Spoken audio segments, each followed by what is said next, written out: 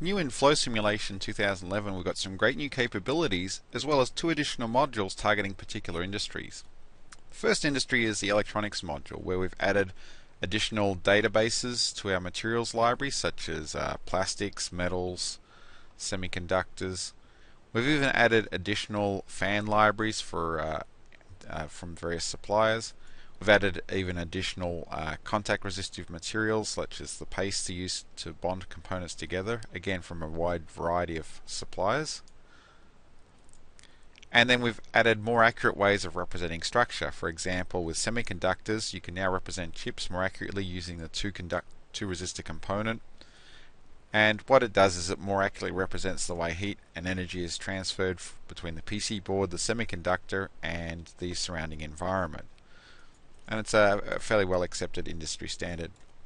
Also, we've got a closed form solution for heat pipes to conduct energy from chips to heat sinks, where you just specify the input face and the exit face, and then the heat out from the geometry. So all those really reduce the time it takes to get the model set up, as well as giving you more accurate results. On the results side, let's take a look at some of those. A couple of new great capabilities we've added, which is for all of the flow simulation products, is the ability to show multiple results on the screen at once. For example, here we can look at velocity and temperature with the same screen. Something else that's new is the ability to animate results and interact with the geometry while it's animating. So that's a great time saver, and again, it helps you understand more what's going on in the system more immediately. We can even have multiple items animating at the same time. So if I add velocity plots, and we'll just animate the other one as well. Again, very powerful tool for helping us interact with our system. Now that's not all there is in the electronics module. We've also got another new module, or new capability called dual heating. Dual heating basically is when you pass a current or voltage through something, it heats up the material.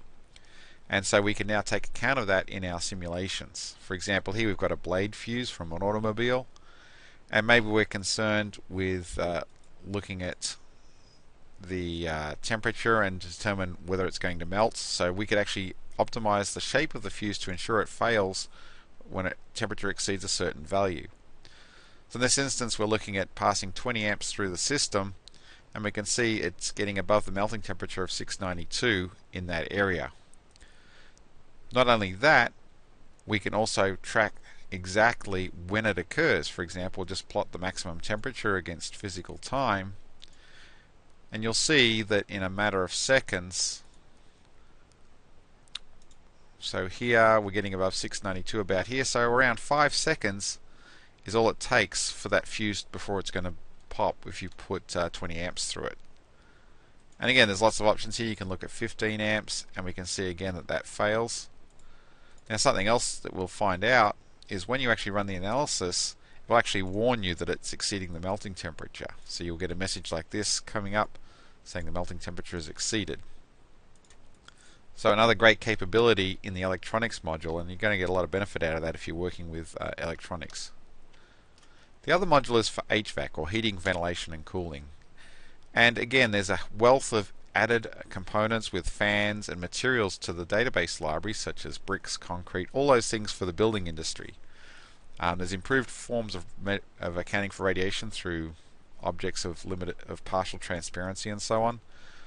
But more what's of value is actually some of the post-processing, especially when it comes to the ergonomics of an environment to ensure that it's meeting comfort levels for people. So for example, let's take a look inside here where we've got a computer box under a desk, and we're looking at the temperature in that environment. So you can see there's a red area where the heat is being captured under the desk. And obviously if you're sitting under there, that's going to be a concern. You're not sure if it's going to be comfortable or not. What we can do is we can actually look at results and look at human comfort levels. There's two factors that have been added to the HVAC module.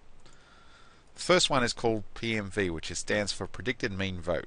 And what it shows us is basically if an environment is going to be too hot, too cold, or just right, or in other words, the Goldilocks plot. So anything above 3 is going to be too hot, around 0 is perfect, and anything less than -3 is going to be too cold. Now what I've done is I've set up a little sitting area here to represent where someone's going to be seated. And so we can look at the results over that volume. So you can see here this red area is showing it's going to be too hot for your feet. So that's going to be a problem. The other result type is called PPD, which stands for the percentage of the population that's dissatisfied.